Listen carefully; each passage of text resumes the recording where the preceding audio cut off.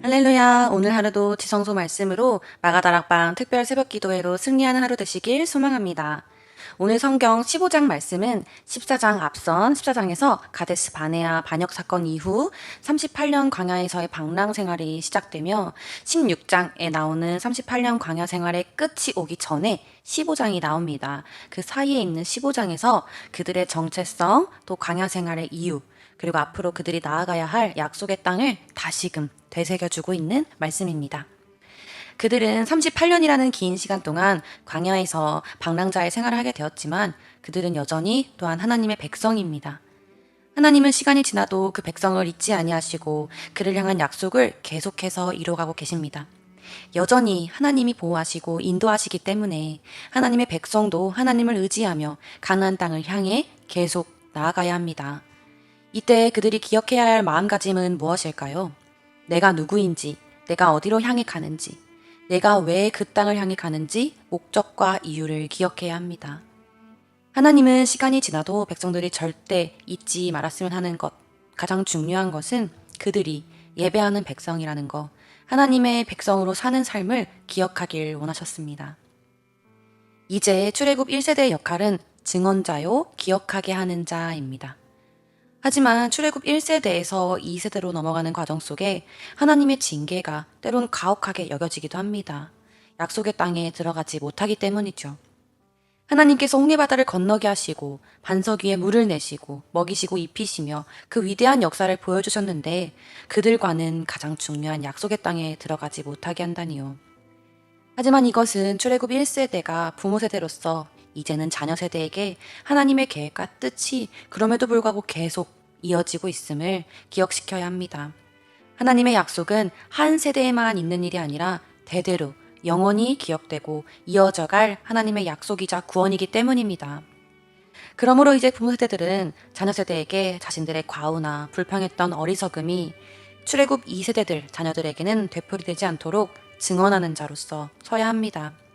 또한 하나님과 발맞춰 걸을 수 있도록 안내자가 되어야 합니다. 그렇게 하나님의 역사는 계속해서 이어져 갑니다.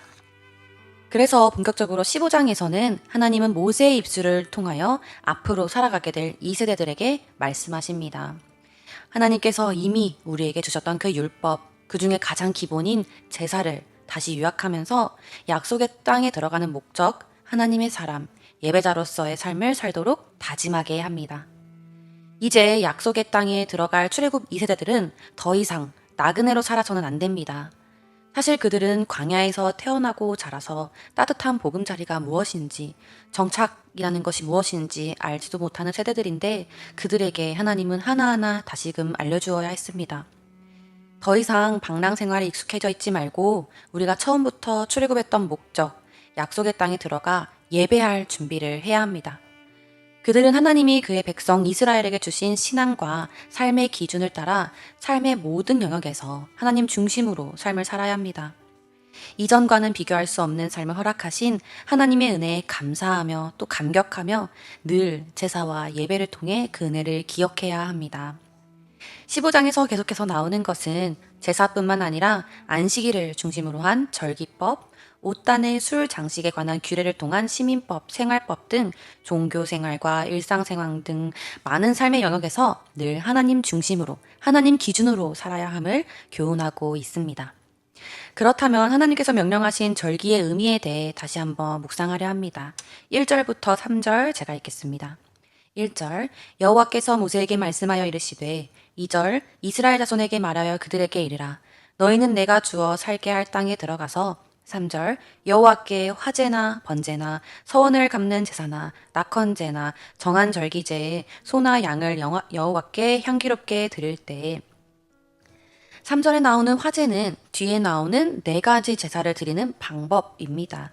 화제는 모두 불태워 드리는 제사입니다. 번제는 모든 것을 온전히 태워드리는 제사이며 서원제는 하나님께 드리기로 한 이전에 서원한 것을 하나님께 바치는 제사입니다. 낙헌제는 기쁜 마음으로 드리는 제사이며 정한절기제는 축제의 의미가 담긴 것으로 해마다 정해진 축제, 즉 절기에 드리는 제사입니다. 이 절기에는 안식일, 월삭, 유월절, 무교절, 칠칠절, 나팔절, 대속죄일 등이 있습니다. 특별히 4절부터 10절까지에 나오는 소제와 전제는 5절, 번제나 자원제사와 희생제사를 드릴 때 함께 드려졌습니다. 소제와 전제에 대해서 다시 한번 기억해 봅니다. 소제는 곱게 빻은 밀가루에 감람류, 즉 올리브 기름을 섞어 유향과 함께 불태우고 누룩 없는 떡으로 굽거나 과자로 만들어 드리는 제사입니다. 이것은 생명의 원천이신 하나님께 봉헌하는 사람이 자신의 감사한 마음을 올려드리고 또 거룩하고 정성되고 충성된 삶을 살 것을 하나님께 약속하며 드리는 제사입니다. 또 전제는 붓다라는 의미를 가졌습니다. 번제물이나 화목제물 위에 포도주나 독주를 부어서 드리는 제사입니다. 포도주를 비롯하여 독주, 물, 기름 등을 제단 주위와 제물 위에 붓는 제사입니다.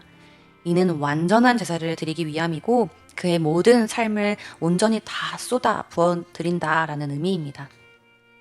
이렇게 온전한 헌신과 감사를 나타내는 소제와 전제가 자발적으로 드리는 제사와 함께 드려졌다는 것은 오직 자원하는 자만이 진정한 감사와 헌신을 드릴 수 있다는 것을 교훈하고 있습니다. 그렇다면 오늘날 우리의 마음은 어떻습니까? 자원하여 진실한 마음으로 하나님께 구원받음을 감사히 여기며 그 감격으로 섬기는 자입니까?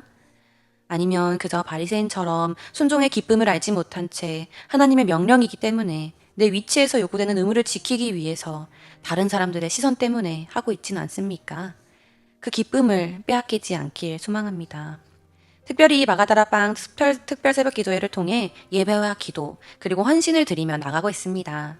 우리의 기도가 우리의 헌신과 섬김이 사람을 기쁘게 하기 위함보다 정말로 하나님을 기쁘시게 하는 우리의 섬김과 드림이 되길 원합니다. 정말 우리를 만나길 원하시고 치유하길 원하시는 하나님을 간절히 만나길 원하는 마음으로 나아가며 순종하며 섬기고 예배하길 원합니다. 그렇게 할 때 하나님께서 우리의 기도하는 것보다 더욱 응답하시고 더욱 선한 것으로 갚아주실 줄 믿습니다. 또한 제사를 드릴 때 주목해야 할 것은 12절 말씀입니다. 12절입니다. 너희가 준비하는 수요를 따라 각기 수요에 맞게 하라. 공동번역과 새번역도 한번 읽어드립니다. 공동번역에는 얼마를 바치든지 그 수요대로 하나하나 이렇게 해야 한다고 말합니다. 새번역에는 너희가 준비한 것이 한 마리가 넘을 때는 그 수요에 따라 함께 바치는 제물의 수도 많아질 것이다 라고 말씀하십니다. 즉 하나님께 드리는 제물의 크기에 따라 함께 준비되어 드려지는 제물의 양도 덩달아 늘어나는 것입니다.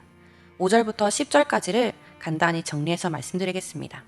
소제를 드릴 때 그 제물이 어린 양이면 고운 가루 10분의 1, 기름 4분의 1 흰, 그보다 더 많은 순양이면 고운 가루 10분의 2, 기름 3분의 1 흰, 수송아지면 고운 가루 10분의 3, 기름 2분의 1 흰입니다. 점점 더 많아지는 양이지요. 또 전제를 드릴 때 그 제물이 어린 양이면 포도주 4분의 1 흰, 순양이면 포도주 3분의 1 흰, 수송아지면 포도주 2분의 1 흰을 드려야 합니다. 소제와 전제는 감사와 기쁨으로 드려지는 제사입니다. 하나님의 은혜에 대한 감사와 기쁨 없이는 드릴 수 없습니다. 그렇습니다. 우리 삶에서 감사와 기쁨이 빠져버린다면 그 삶은 하나님께서 기뻐하시는 거룩한 산 제사가 될 수 없습니다.